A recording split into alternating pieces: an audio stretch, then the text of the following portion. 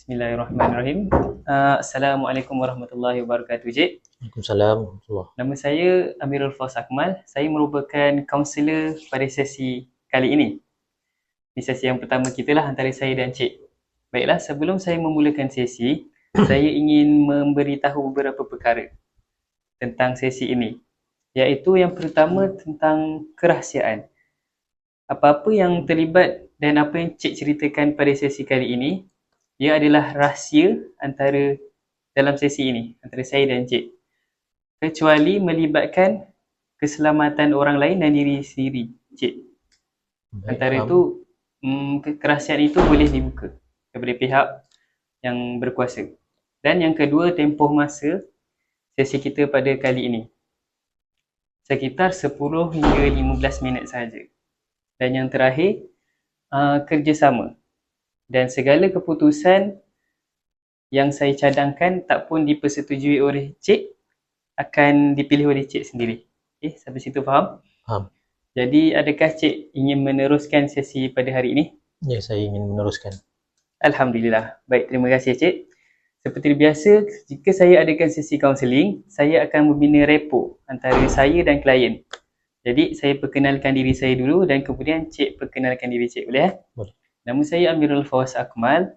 Saya merupakan kaunselor pada hari ini dan saya berasal daripada Negeri Sembilan dan sekarang saya bekerja di Universiti Kebangsaan Malaysia di Pusat Kaunselor UKM.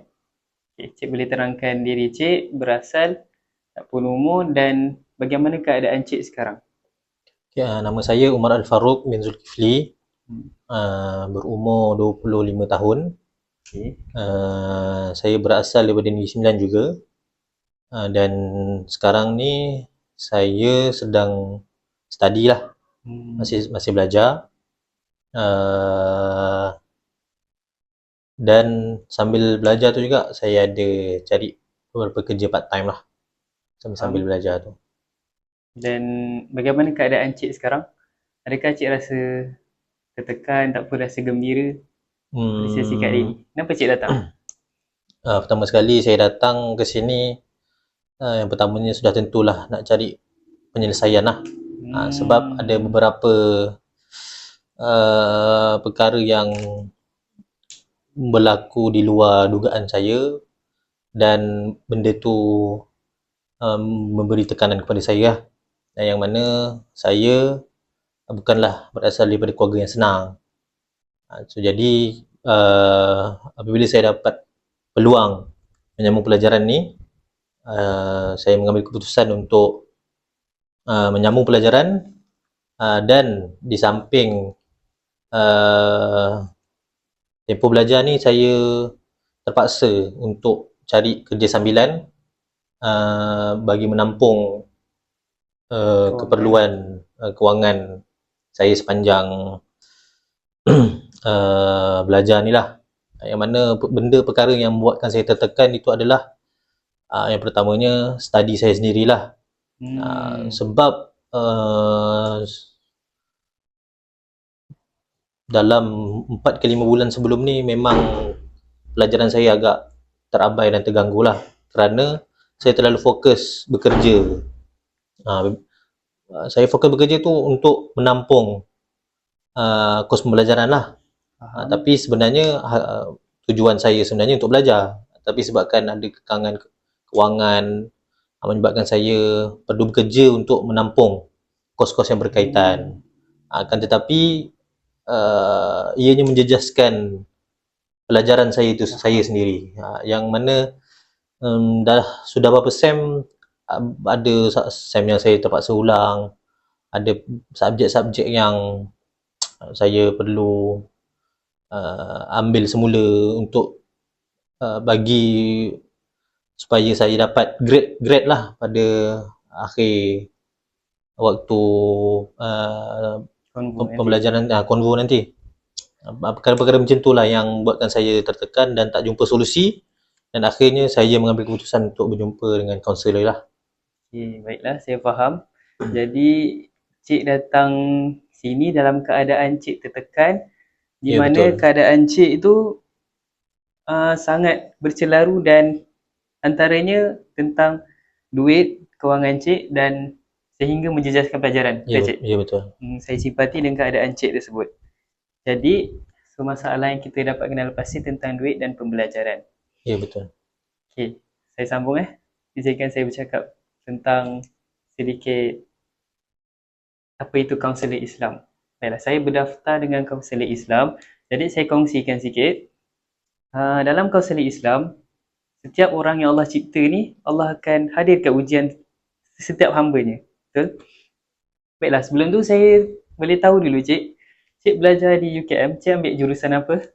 Saya jurusan dakwah dan kepimpinan Fakulti Pengajian Islam. Alhamdulillah.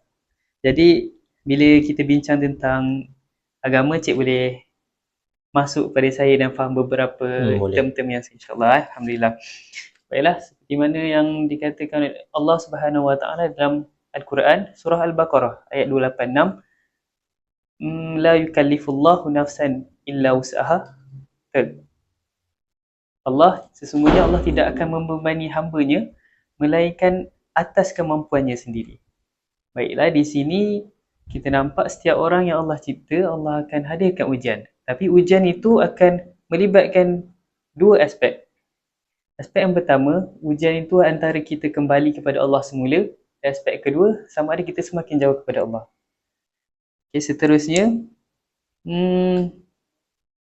bagaimana, boleh saya tanya beberapa perkara? Sepanjang cik dihadapi dengan ujian duit dan pembelajaran ni, bagaimana hubungan cik dengan Allah? Adakah solat cik terjaga, sedekah, zikir, semua macam mana? Boleh cik ceritakan sikit? Secara jujurnya, perkara yang wajib tu saya tak ditinggal lah. Solat-solat wajib 5 waktu tu saya tak ditinggal. Cumanya saya melaksanakan tu kebanyakannya di hujung waktu. Sebagai contoh, saya kerja sampai lewat malam, badan pun dah penat apa semua. Jadi bila tidur malam tu, bangun paginya tu kadang-kadang di hujung waktu subuh, kadang-kadang pernah pun terlajak sehingga waktu pun dah habis.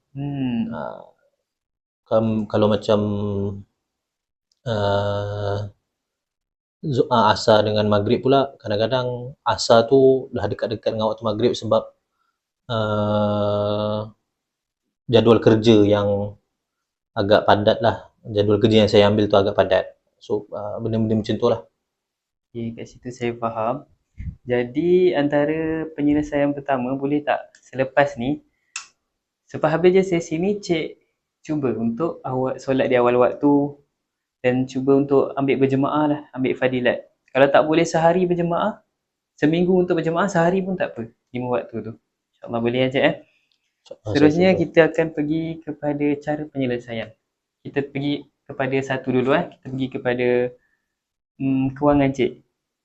Cik sekarang sebagai pelajar di UKM tahun 3.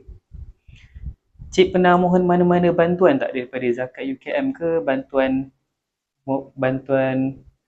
perwakilan pelajar ke, ataupun zakat negeri? Cik pernah mohon? Saya tak pernah mohon dan tak pernah tahu pasal ada zakat ni lah. Sebab tak ada apa orang kata, saya tak dapat berita, tak dapat tahu informasi ada boleh mohon bantuan itu, bantuan ini.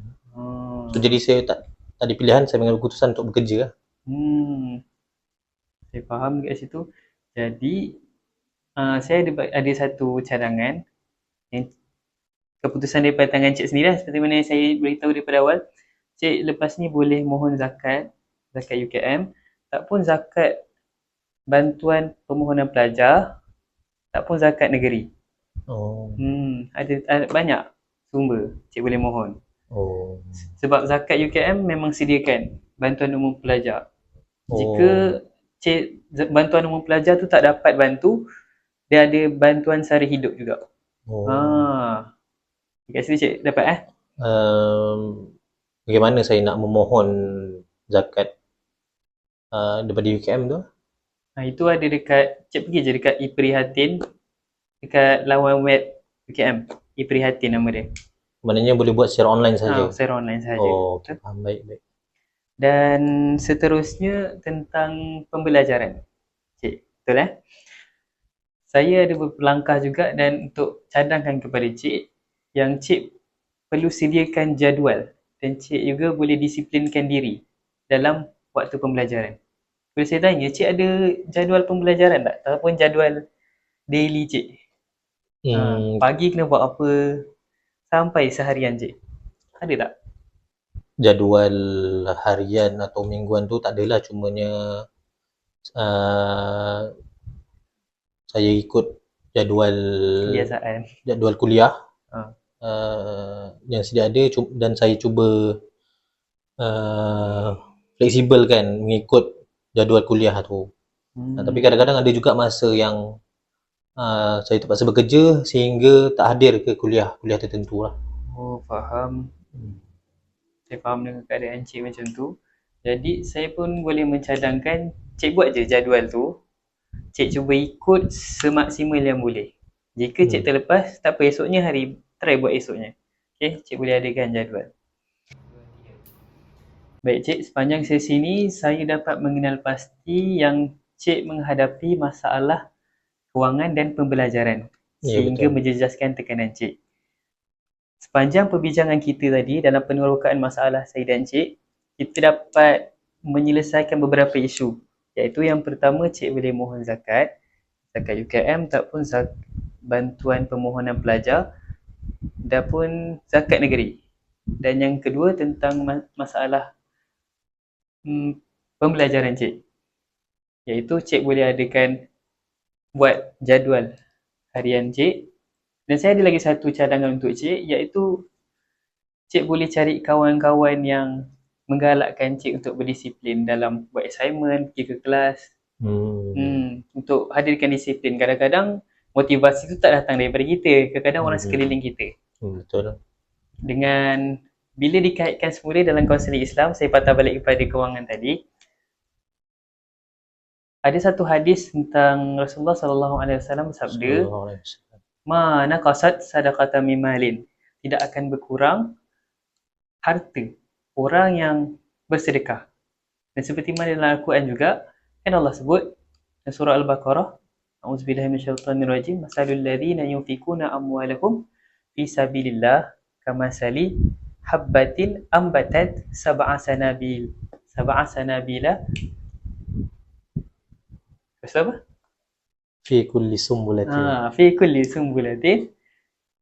mi'atu habbah. Wallahu yudha'ifu liman yasha' wallahu wasi'un. Cik pun tahu tentang fadilat orang yang bersedekah, macam mana satu biji benih dipecahkan kepada 7 tangkai, dan setiap tangkai ada 100 lagi biji benih. Jadi insyaAllah Cik lepas ni dapatlah lagi, keluarkan lagi duit, insyaAllah Allah tu maha rezeki, kaya rezeki, Allah boleh bagi lagi. Okay, sepanjang persetujuan Cik dengan langkah yang boleh diambil tadi, bagaimana keadaan Cik sekarang? Alhamdulillah, pertama sekali saya rasa lega, yang mana saya sangkakan tekanan masalah yang saya hadapi ni tak ada jalan keluar. Tetapi sebenarnya jalan keluar tu sentiasa ada, cuma saya yang tak beri peluang kepada diri saya untuk mencuba membuat langkah baru ataupun mencuba perkara yang lebih menenangkan hati saya lah. Dan saya pun sedarlah yang mana bila Encik bercakap tentang hubungan dengan Tuhan dan sebagainya, memang betul lah pun. Saya semenjak ni memang bila jauh hubungan dengan Tuhan ni, memang hidup tu tak dipandu lah. Dan apabila Encik cakap tentang pembelajaran mengenai buat jadual apa semua, saya sedar apabila ada jadual, sebenarnya hidup akan lebih tersusun, teratur. Dan sekarang Alhamdulillah makin lega dan saya tahu apa nak buat selepas ni. InsyaAllah, semoga selepas ni Cik punya hari lebih positif dan benda baik-baik akan datang saja. Baiklah, saya tamatkan sesi ini dengan tasbih kafarah dan suratul Asr. Assalamualaikum warahmatullahi wabarakatuh. Terima kasih Cik. Terima kasih banyak Cik.